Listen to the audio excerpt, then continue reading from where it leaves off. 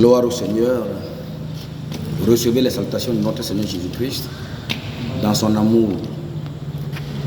Nous vous entretenons ce soir sur le thème du réveil spirituel de l'Église. Nous lisons notre texte dans Juges, chapitre 16, verset 28.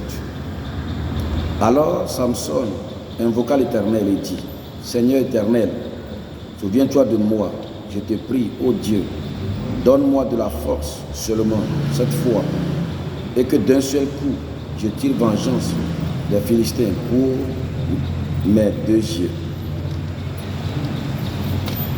Samson fut un personnage important dans l'histoire d'Israël. Quand Israël a péché contre Dieu, Dieu les a livrés aux Moabites et aux peuples d'alentour. Dans leurs cris, dans leurs prières, dans leurs gémissements, Dieu a promis à Manoah et à sa femme qu'ils auront un enfant. Et cet enfant ne doit pas boire de l'alcool et que le rasoir ne doit pas toucher ses cheveux. Et c'est lui qui délivrerait Israël. Évidemment, Samson est né et il a grandi dans la force de Dieu. Samson a mené beaucoup de batailles de libération, des batailles de délivrance pour son peuple, pour le peuple d'Israël. Samson, à un moment donné, s'est amusé avec le péché. Il a pris Delilah comme femme qu'il doit marier plutôt, excusez-moi. Quoique Dieu le lui interdit, il s'est amusé avec le péché, il s'est amusé avec sa vie. Au point où il est arrivé à donner le secret de sa vie à cette fille, sous le prétexte de l'amour. Nous faisons le parallèle entre Samson et l'Église. Jésus est venu dans le monde pour sauver l'humanité qui gisait sous le poids du mal, de Satan, du diable. Il faut que le monde soit sauvé. Et Jésus est venu, s'est sacrifié à la croix de Calvaire pour le salut de l'humanité. Nous ne pouvons pas rester indéfiniment, éternellement sur la terre.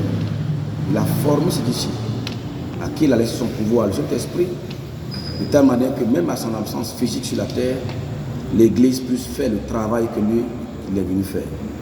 C'est ainsi qu'à la Pentecôte, l'Église est née dans la puissance, dans le feu, guérison, prédication authentique. Et le Saint-Esprit ramenait les cœurs perdus. Il ajoutait des âmes, des milliers d'âmes à l'Église, et de façon continuelle. Nous avons vu comment est-ce que les apôtres ont fonctionné. Les guérisons, les miracles, les prodiges, la prédication authentique qu'ils faisaient. Et le monde était en ébullition en son temps. Nous avons vu comment est-ce que les pères de l'Église ont fonctionné. Nous avons vu aussi comment est-ce que les évangélistes contemporains, comme les Oral Roberts, comme les Billy Graham, comme les Osborne et autres, comment est-ce que parmi autant de ces réveils, la puissance de Dieu était déployée sur le monde. Et nous entendons, nous voyons des guérisons, des délivrances, des merveilles de Dieu.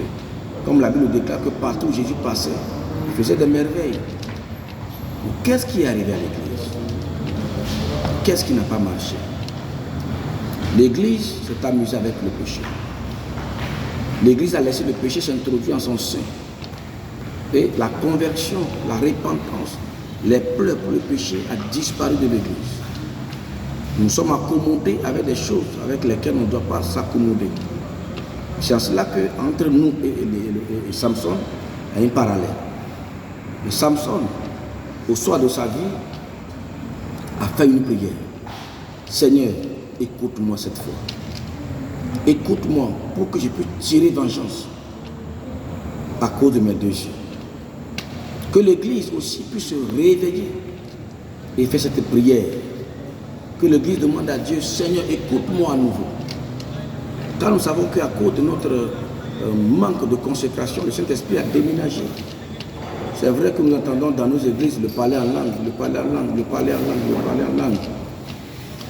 Mais où est la force même, où est la force du Saint-Esprit? Samson a pu faire fléchir ou bien a démoli tout l'édifice sur lequel se reposaient ces personnes qui étaient venues célébrer leur Dieu, et que l'Église soit capable de revenir en arrière pour démolir par la puissance de l'Esprit de Dieu tout ce que le diable construit dans ce monde. Jésus a promis un réveil qui vient avant son retour. Il est question pour nous les chrétiens de nous réveiller, rechercher